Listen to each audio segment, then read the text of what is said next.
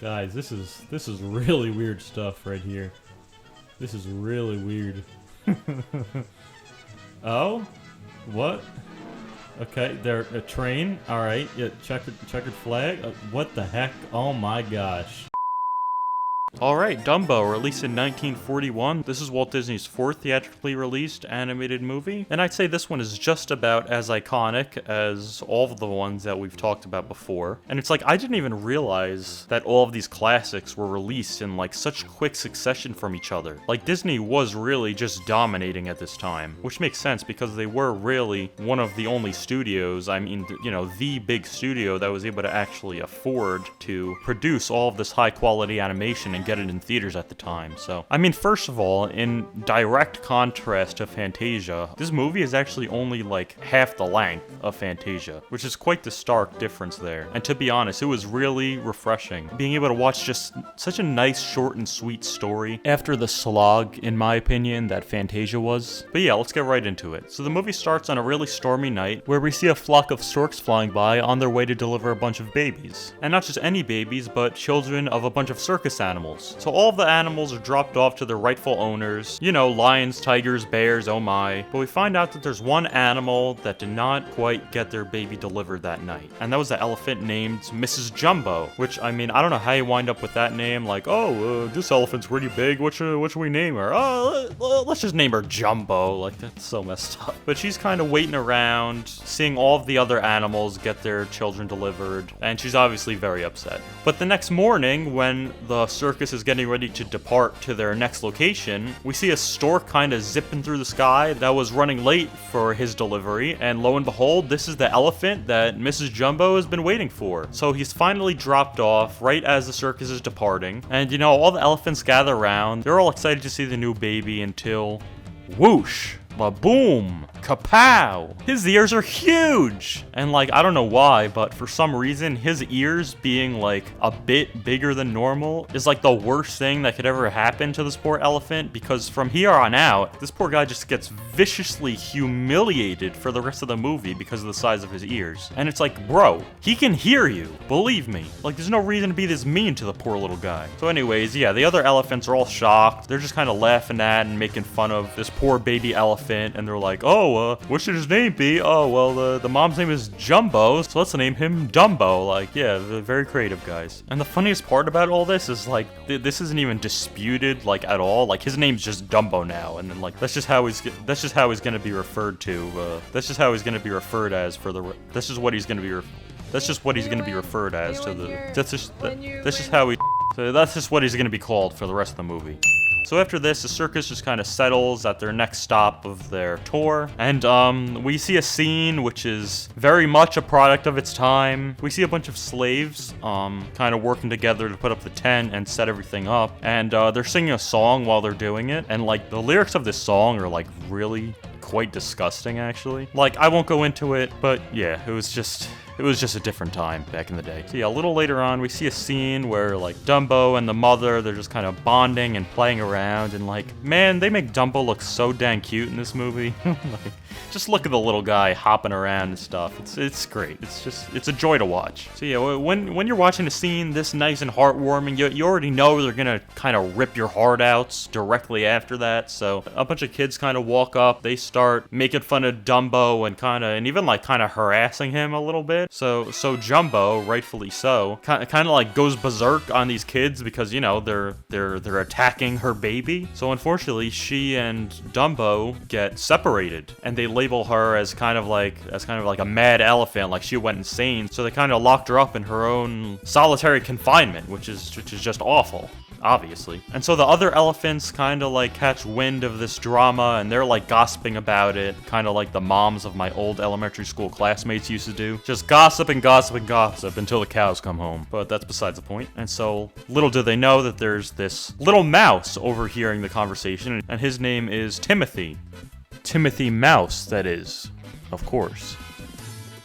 Timothy Q Mouse. And so the simplest way I could describe this guy is he's just kind of like a knockoff Jiminy Cricket. Like, he's literally the same character, except he's a mouse, and he sounds like he's from Brooklyn. So yeah, he overhears this conversation, kind of goes up to the elephants, scares them all away because, you know, he's a mouse. He then goes and meets Dumbo and makes him feel better about everything that's been going on. And so what he does for him, he goes up to the ringmaster in the middle of the night, and he tries to, like, subconsciously convince him by whispering in his ear that he should make Dumbo the star of his next act. And thankfully it works. So he wakes up in a panic in the middle of the night, and he's like, you know, I don't know why, man, but that little elephant with the big ears, I'm gonna make them a star of my next show. And so yeah, the next day, all of the elephants are kind of doing their act, which is like so unrealistic, by the way. Like, listen, I've never been too interested in going to the circus, but like, if I knew I'd see something like this, I'd be the first in line, man. And so yeah, as all the elephants are kind of like stacked on top of each other, Dumbo's part in all this. He's supposed to run up this ramp, jump off, and kind of land on the top of all the elephants. And sadly, because Dumbo's, you know, he's kind of like embarrassed, he's nervous, he tries to do it, but it goes horribly wrong, and all the elephants just kind of fall down like one big Rube Goldberg machine. So the whole thing is an absolute disaster. Everyone just kind of hates Dumbo even more, and the poor guy is demoted to a clown. And so the next act that he's a part of, he's in a burning building. He's on the top floor of a burning building, kind of dressed up like a clown, and these other clowns are supposed to be trying to run in and like save him from the burning building, and well, they're clowns, so they fail miserably and do everything but put out the fire. And so at the very end, they kind of set up like a trampoline for Dumbo to jump onto, and so Dumbo jumps off, he falls through the trampoline into this big like tub of pie for comedic effect, and everyone laughs at him, and it's just it's horrible, you know, like it can't get much worse from here. And so after this, there's quite a sad scene where Timothy calls Dumbo over, and he says that he's finally gonna be able to visit his mother again. And so they go over to like the cage that the mom is being kept in, and they aren't really able to see each other, but the mother reaches out her trunk and, you know, is kind of able to at least feel Dumbo and kind of sway him around, like kind of cradle him. And it's really a sad song plays in the background, and like, man, I was in my feels for this whole scene. It was like, they did a really good job just kind of making you feel bad for the mother and Dumbo and the whole situation. And like, you see all of the other, you know, parents with their children just kind of sleeping and able to be together as a family, and it's just like it hits hard, you know? It really is a gut punch. One of the most emotional scenes that Disney has made so far. Like, it really works. So Dumbo and Timothy, they're very sad, and so what do you do when you're feeling down? You go get drunk. So they go over to this barrel of what they think is water, you know, let's drink some water, kind of like calm down, make ourselves feel better. Well, little do they know is that this barrel has got straight alcohol in it. And so we are greeted with probably the most well-known, notorious, you could say, scenes from this movie. It's the pink elephant scene, where we kind of experience just like an absolute acid trip while Dumbo and Timothy are drunk of just these creepy, honestly, like horrifying elephants just kind of dancing around, like really trippy visuals that go on for like 5 minutes, I think, maybe even longer. Like, I was talking about being traumatized during my Pinocchio review, and this is like, this is definitely in the same vein here. Like, if I saw this as a kid, I'd probably be having night terrors for the foreseeable future. So, but watching it now, like, I really like this scene. It is super creative, really cool. All of the designs of all the weird and wacky elephants like are really interesting and visually engaging. This whole scene is just a treat for the eyes, really, and probably the highlight of the movie for me. Really cool stuff here. And so then it's really funny, actually. The next scene after this whole like fever dream is over, we see Dumbo and Timothy kind of like wake up hungover in a tree somewhere, and there are a bunch of these crow characters that are kind of looking down at them like, you know, what the heck is that? And so these crows, which the leader of these crows, his first name is Jim, very on the nose, Disney. They're kind of all laughing at Dumbo and just joking around, and so Dumbo and Tim, my boy Timmy, they finally realize that they're, you know, in a tree, and Tim's like, I don't even know how the heck we got up here, unless maybe we flew up. Dramatic pause. Dumbo, you've got these big freaking ears. What if you made them useful and tried flying around with them? Like, I can guarantee no one's seen anything like that before. And so the crows overhear this and they start singing a song, which is really, really catchy, by the way. Probably the most memorable song in the movie. About like, listen, I've seen a lot of things. An elephant flying? Now that would be a new one. But obviously Dumbo, he's down in the dumps. He doesn't really feel like trying anything new. He doesn't believe in himself. So one of the crows just kind of plucks off one of his feathers, gives it to Timothy, and he's like, here, give him this feather, and tell him that it's magic, that if he's holding the feather, he'll be able to fly as he pleases. It's magic. No. And so they give Dumbo the feather, and it actually works. So finally, they make their way back to the circus, and so Dumbo performs another act with the clowns, but the top floor that he's on in the burning building is a heck of a lot higher, and the fall to jump down to the trampoline is a heck of a lot longer. So at the end of the performance, when Dumbo, has the feather ready and he makes the jump, he loses grip of the feather and it flies away. So, Dumbo thinks that he can't fly anymore because he doesn't have the feather, and Timothy has to convince him, it's not the feather, you had it inside you the whole time. And so at the very last second, right before Dumbo's about to hit the ground, he gets himself together and starts soaring around the circus tent. Obviously, because of this, he and Timothy become an absolute sensation. Dumbo becomes like the most popular performance ever, and the mother is released for some reason, and I don't see the correlation there, but she's free. She's reunited with Dumbo, and the whole movie just kind of comes to a close. And to be honest, I'm not completely sure how I feel about the movie ending this early. Like, the whole thing is wrapped up pretty nicely, but then at the same time, I can't help but think that things are ending right when they're starting to get going here,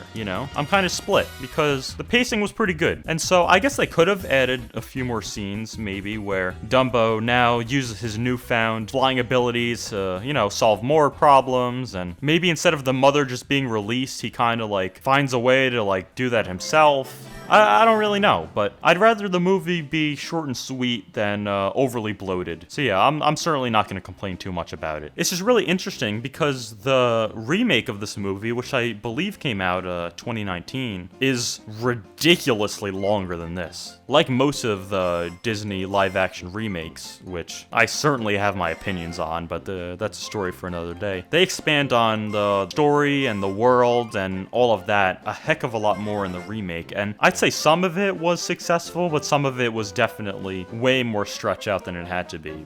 And I saw this remake in theaters actually before I saw the original movie, so that might partially be why I was so surprised at how short this original animated film was. I definitely enjoyed it more than the remake. Let's head over to the tier list. Alright, so where does Dumbo go on the illustrious tier list? The animation is wonderful, but that's just been par for the course since Pinocchio. The story is pretty simple, but solid. I wouldn't say it was nearly as deep as some of the nuances that we saw in Pinocchio, but it was still pretty good. The one thing is the songs, which I think it's fair to judge the movie on. I mean, Disney movies, they are known for their music. You could even say they're known mostly for their music. The songs are okay. I'd say there are a couple catchy ones in there, but certainly nothing as memorable as, say, Snow White or Pinocchio also. I think B tier would be a pretty good landing spot for this one. It just tells a nice, short and sweet narrative about a bunch of likable characters, really pretty visuals, and a really, really interesting, trippy, more experimental pink elephant scene in the middle, just to top it off. So I think this is the right place to put it. So the next movie we're going to be watching is called Mr. Bug Goes to Town. Released a couple months later in 1941, which is created by the same people that made Gulliver's Travels, so I don't know what to feel about that, but every movie's different. I'm gonna give this one a fair shot. This is the second movie on the list that I've never seen, the first one obviously being Gulliver's Travels, so, I'm looking forward to seeing what it's all about. But yeah, thank you for watching, and I'll see you all then. Take care.